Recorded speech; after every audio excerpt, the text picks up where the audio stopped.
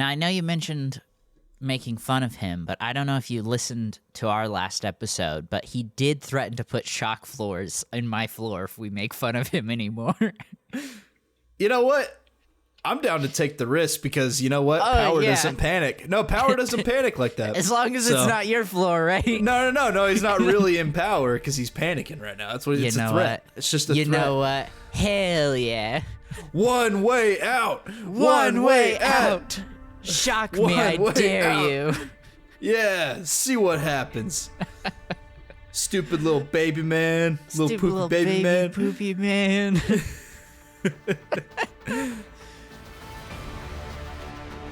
All wings report in. HouseDog, standing by. MotherGoose, standing by. Lowtech Tuck, standing by. Lock S foils in attack position. Animal Squadron ready for battle.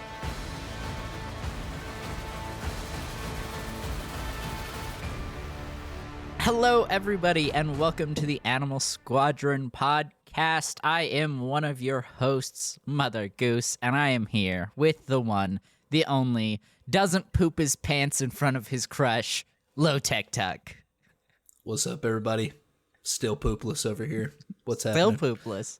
Yeah, That's you're right. poopless, I'm poopless, but Max surprisingly not here, which only makes me think that he can't be poopless. There's no way that he's asleep right now. I think that he pooped his pants. He's like panic cleaning himself right now. Again, yep. Mm-hmm. And he's probably in public. Mm-hmm. Because that's usually when these things happen. He farted on the downstep. And it was that'll just get a you. little more. It's just It'll a little get more. you. Get you every time. He had some Taco Bell from lunch that didn't set right. And When does it ever, though? that's a good point. It's a good point. Yep. Well, today we are talking about Andor Season 1, Episode 10, One Way Out. I am a little sad that Dog's not here, just because I know the prison arc is his favorite. This is the conclusion to the whole thing. I'm sure he'll have some notes next episode. Oh, yeah. Yeah, I bet he'll have some notes. Probably some corrections, things to say, etc. Yeah. Now I'm kind of tempted to just pretend like we don't know anything and like say dumb things like, it's crazy that they put Mon in the prison. But it was really integral. Like they wouldn't have escaped without her. Yeah, right. Exactly. and how she actually brought a boat for everyone to escape. Right. It was really smart that she was able to sneak a boat onto the prison ship that brought her here. Yeah, like whenever what's his name, the Kino, the manager guy, like whenever he says I can't swim, like it was really cool for her to like nicely lower him down into the boat. Yeah, and I was not seeing their romance subplot at all. Like it just kind of came out of nowhere, but it worked. I thought she was fine with her family that she has, but I guess not. I guess she just really likes Kino. I don't know. Super loyal husband and her daughter who loves her a lot. Why would she cheat on them? Never saw it coming, but I guess we'll find out in the next episode why. I mean, that's supposed to be a flashback, right? Next episode? Yeah. Takes place, I think, during the Republic era. Yeah, like whenever Kino and Mon first met. Mm-hmm. In that episode of Clone Wars that we've all seen, Mm-hmm. Yeah, in season 8. No, it's actually season 9. Right. Oh, right. I totally forgot. Yeah, because we got invited to see that pre-release of season 9. Yeah. Yeah, without Mac. Yeah. Mm-hmm. Yeah. Yeah, he was too busy that day. Well, he pooped his pants again. That's what happened. He pooped his Okay, in all seriousness, though, no spoilers for season 2, but after seeing both seasons, I genuinely think this might be my favorite episode in the entire series. Yeah, I think probably so too. It's just so inspiring, dude. It's beautiful. Honestly, there's a couple scenes that just get me a little misty-eyed in this episode. So, yeah. Well, most of it takes place on the prison. We do have a little bit of Mon and a little bit of Luthen. Do you want to maybe hit those first, saying we'll be spending most of the time on the prison? Yeah. Dope. Yeah. Okay. Yeah. So pretty much Mon, I guess, just to general a summary, she is looking for other benefactors for her foundation. And then her friend Tay recommends like Devo or something. Right. Devo It's or someone, Devo, maybe? It's someone that they've known for a long time. She's like, oh, absolutely not. Like, that guy is not a banker. Right. He's not a banker. He's a...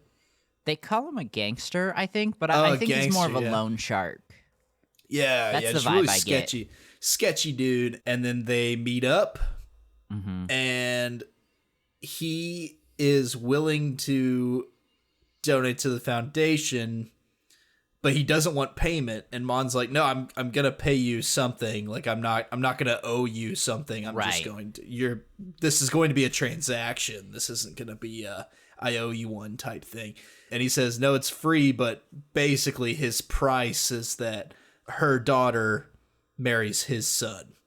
Right, which he specifically says, I'm not saying a proposal or marriage. I just, maybe they should meet, which, we all know is code for, I want your daughter to marry my son.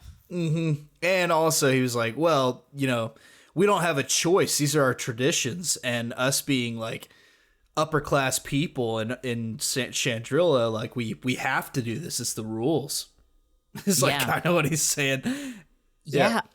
That's a really good point. I hadn't put that together before. He said all of those things before he brought up the actual marriage. So now in hindsight, he was very obviously, trying to warm her up to the idea. And the first thing he says to her is he asks her about her and her husband's relationship. Oh, yeah. Mm-hmm. And then mentions that they went through this process of arranged marriage at 13. Right. Like he mentions that. It's so young. Yeah. Oh, it is for Earth standards, but I'm just saying, regardless of that, I mean, he's definitely, that's his angle. That's the angle he's moving at, yeah. Right, which I really like how the scene was written and how it was shot as well. The cinematography was just really good, but everything was just so subtle in their conversation. Even, I'm going to call him Devo if that's not his name. I'm sorry. Even the way he was kind of buttering up Mon when they were talking about the money. He had the line where he specifically said, it's our money. We should be able to use it how we want to. Yep. He's a crafty dude. Mm-hmm. Crafty little baby man. Absolutely. Crafty little baby man. I feel like there was one more line I really wanted to talk about. Did you have anything else? Oh, wait. The one line I wanted to talk about was whenever he finishes saying that, yes, this is my price, is that our kids have to marry. Mon says, oh, yeah. So in closing, he says, I know you'll think about it. And she says, I'm not thinking about it at all. And he's like, well, that's the first untrue thing you've said. Yes, that was so good. It is like, oh. Yeah, which I think he has a lot of experience dealing with Sandrillan nobility, because even earlier in the episode, he mentions that he'd spent some time with her husband. Yeah, and presumably they all grew up together, sort of. Right, which, thank you, that helped me remember what I wanted to talk about. Last episode, Mac and I kind of talked about how Mon and her family are definitely high up in the nobility, so it makes sense that he would want his son to marry into this family, because, one, it's going to provide a good life for his son, but also it's going to give him more political power himself. Yeah, well, it actually, is it a nobility? Is there a king? Or is it more of just an aristocracy, where there's just a ruling class of wealthy people? Yeah, I think, so Mac and I think we made a mistake last episode. Vel has a line, Mon has a line to Vel where she says, go pretend to be a spoiled rich girl. We'd made a mistake and we thought she said princess. So we put a little more emphasis on their nobility than what I think actually is there. But regardless, I do still think they're very high up in whatever government system they have. Right, but I guess my point is I think that Tay and then this Devo guy and Mon, I think they're all the same social class. Yeah, I agree. It's kind of what it seems like to me. So it seems like he's, rather than like trying to like make a move up, he's trying to like consolidate the power. Yeah. Like he's trying, like, I mean, by doing that, you're eliminating more of your competition. The more aristocrat families that you can become part of over time, there will be no one who can oppose you. Yeah. Real. Yeah. But to support your point, you know, not only will his son help consolidate that power, but any, you know, their grandkids, great grandkids, like, this is going to be a long-term investment for him. Yeah, and his legacy. Because if you think about it, like, I don't know how many there are, but like, let's say there's, I don't know, it's a big planet, but let's say there's 100 families, to make the math easy. Like, really, depending on how many kids you have, you could wrap that up in like just a few generations. Like, I mean, if there's only 100 families and his descendants have enough kids, like, he could probably wrap that up in like, you know, probably his great grandkids would then be and they have complete the rulers control of of the planet. everything. Yeah. Yeah. Well, are you ready to move on to Luthen? Yes. I think the guy's name is Lonnie, the redhead spy. Yep. We see him first as they're preparing to attack Krieger and his organizations, and he convinces Partagaz that they need to do a routine inspection before this ship gets sent off to not raise alarm. And I love how he does this now that we know he's a spy, because he's secretly trying to help the rebellion in his own way. Yeah, he really is a deep planted seed. And also, when Luthen brings it up later, it's something he has been working on for years and years. Right, quite some time. Well, so the Partagaz scene wasn't really that much. I think this is the least we've seen about of the ISB in the entire season so far.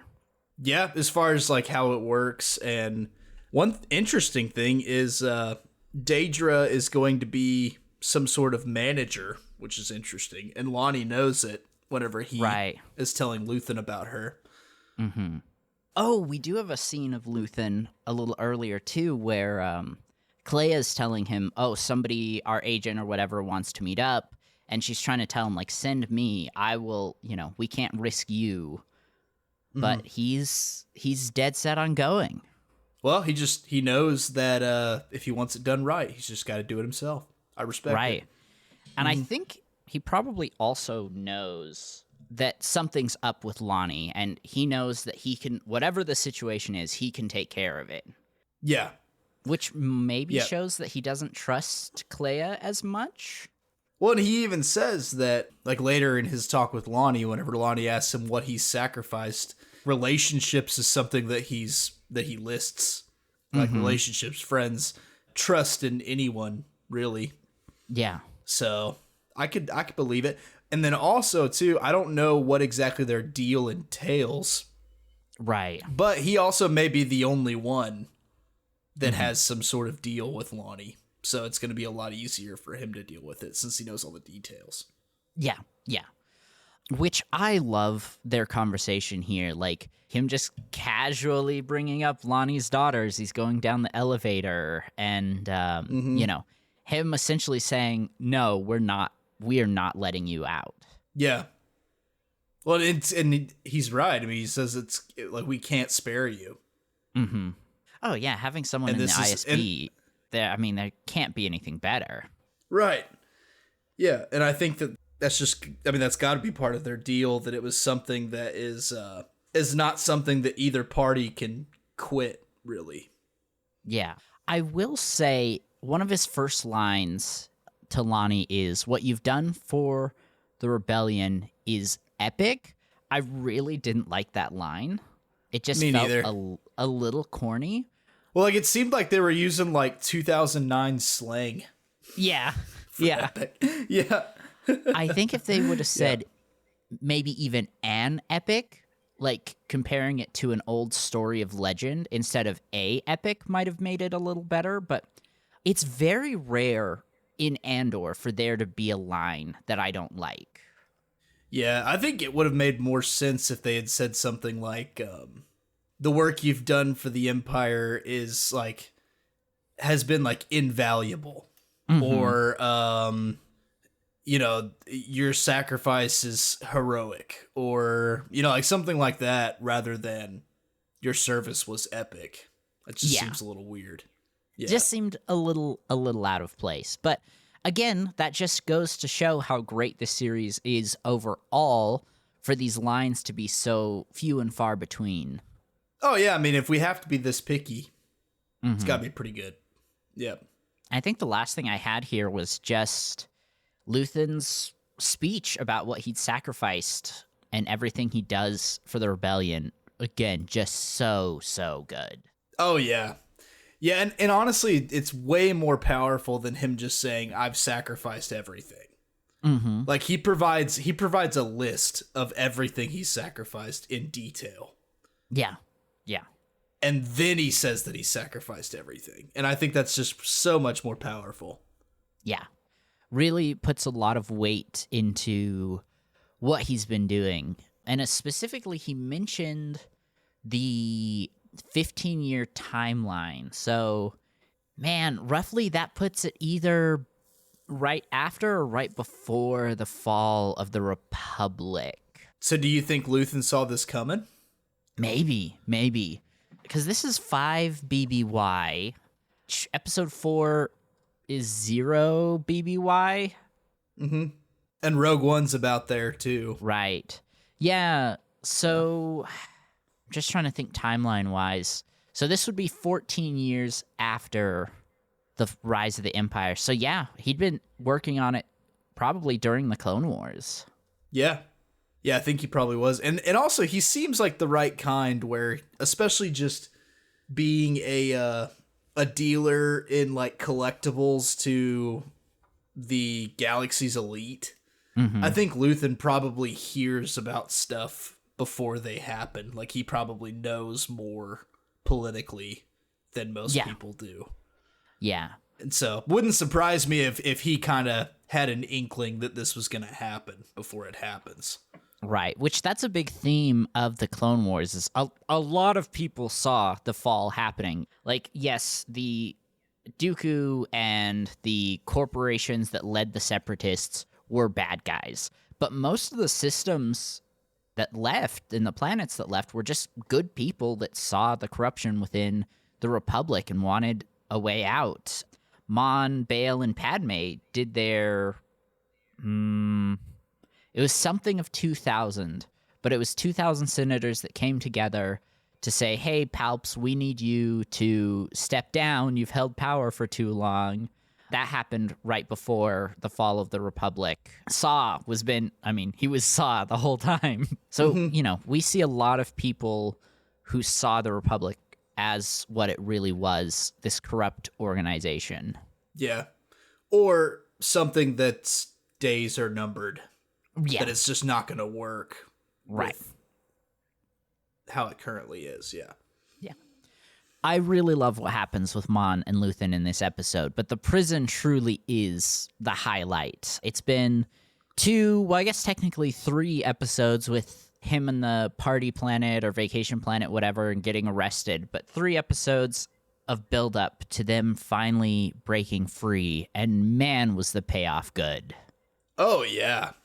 Yeah, and I think it was just long enough, being 3 episodes, where, like, it shows you how horrible the conditions are, and that he needs to leave, and that the Empire really is messing with their sentence times, that they really are never going to leave, and that they need to escape. But it doesn't, like, harp on that. Like, it's not too long. I feel like 3 episodes was perfect. I think if the entire season had been in this prison, it would have just, like, really drawn out. Yeah, well, like, it's kind of like whenever we were talking about Bad Batch, like with Omega being in prison for so long, like how it kind of drug, how we were kind of like, okay, like when are we gonna move on from this? Why do we need like 6 episodes of her in prison? Like, whereas this, I think, does it better. I agree. So last episode, we see Kino, he finally comes to terms with that they need to escape, that they're not getting out. And I really love what they do in this episode to show him as the leader that these prisoners need. But he's not just like immediately stepping into that leadership role. We see him thinking about it. We see him first starting with his group, his 49 men. And then we see him, giving his speech to the whole prison. And it's kind of awkward at first. And then he that momentum builds. And I don't know. I really love what they did with Kino this episode. Yeah, me too. And also, I love that whenever he's about to give his big speech to the whole prison, Cassian even says, it has to be you. Like, it can't be me. It's got to be you. They trust you. They'll listen to you. Yeah. And I think that line made quite a bit of difference. Yeah. A couple other things they talked about during like the beginning was that it has to be now. It has to be Kino, and it has to be now, because with what happened on 2, they're going to bring more guards in, and if they don't take this opportunity, they will never be able to escape. Right, and then also too, Olaf had just died, and so they knew they were going to get a new man. Right. For their plan to work, there had to be a new man coming in. Right. It all came together. Yep. We get to see what Andor was doing as he was cutting away on that pipe. It was a water pipe. Yeah, which I didn't remember that part. Me neither. I couldn't decide, like, while he was trying to cut it, it was like, is that going to be like gas? Like, is he creating like a smoke screen? Or like, is that going to be like cutting the power cable for the floor? Like, what's he doing? Yeah. Oh, man. And that moment when they shock the floor and it goes cold and the prisoners realize, so good. That was one of the moments that I started to tear up a little bit. Like, oh, they have a chance. Yeah, like I think it's Kino. Whatever. Oh no. So first, that one guy gets shocked, and you don't see him again. I'm assuming he dies. And then like it goes to Kino, and he's looking at his feet, and he realizes like, wait a second, I'm not dead. Yeah. And then the lights go off right after that. And it's like, oh, that's crazy. Yeah. The power really is off. Yeah, I think they took a really big gamble with the water, which paid off, but I don't think they knew if that would work or not. Because all it took is waterproofing the floor or insulating it properly so it wouldn't like feed back the electricity. It was a big gamble. Oh yeah, because I mean, like, also the other thing could have happened where if they had insulated the floor correctly, that water could have just killed everybody instead. Yeah, right? That's what I was thinking. Yeah, I mean, that water just could have made the electricity travel way more efficiently. Yeah. Real. Man, I love once they get past, though, the scenes of them like going to the other workstations and freeing the people there and, telling him, hey, come fight with us. But there's that like moment of what's going on before it clicks and the other prisoners start fighting, and the scenes of the people in the sleeping pods like cautiously stepping onto the floor and then running to go fight. I don't know. The time they took to highlight the non-main character prisoners, I thought was done really well. I think so too. And on that note, actually my favorite of the scenes whenever they're going around rounding everybody up is the first one whenever, Melshi, I think is his name. He gets to the next ward over, so I guess that's 5-1-D? Because I guess they're going up. One or 3. Yeah. And he says like, come on, fight with us. And then he runs out and you see all the prisoners like look at each other like, did he just leave us? And then he hits the switch and then the elevator comes down and everyone cheers. Like, oh, yeah, that was awesome. Yeah. Then there's the control room, which I really like how they did this one as well, where they kill the one guy and they get their Kino and Andor get there just in time. They just announced that they were going to start shocking all the floors in 40 seconds, and then they walk through the door. Yep. Yeah, and then also the way they handled it, I think, was they kept those guys guessing the whole time on if they were going to kill them or not, even though they definitely didn't want to because they left them alive. Like, yeah. That was an interesting way to play it. It worked. but also a big gamble. I'm really surprised that Andor left them alive. How do you feel about it? I'm a little surprised too. I get that this Cassian Andor is probably newer to killing than Andor later. Yeah. So maybe that's it. Like maybe he still hesitates. I don't know. But it is a little weird, especially when you look at later who he is. Right. You know, right. I think like for instance Rogue One Andor I think would have just shot him, not even given him a chance to talk probably. Oh, for sure. There's also the scene with the other guards hiding in the closet. Yeah, that I thought was kind of funny. I Me like too. that. I was so sure that they were like prepping to like jump out and attack the prisoners, and then the main guy's just like, shh, quiet. And then you cuts to a wide shot of all the prisoners run by. I loved it. Oh yeah, well, in the seat, like the shot starts with that one prisoner running and like trying the door. Right. And all the guards are like all scared. Yeah, it's good. And then the big reveal that Kino can't swim. Yeah, which again, it's been so long since I've seen this, but like, I hope he lives. Me too. I hope he found a way out. Yeah.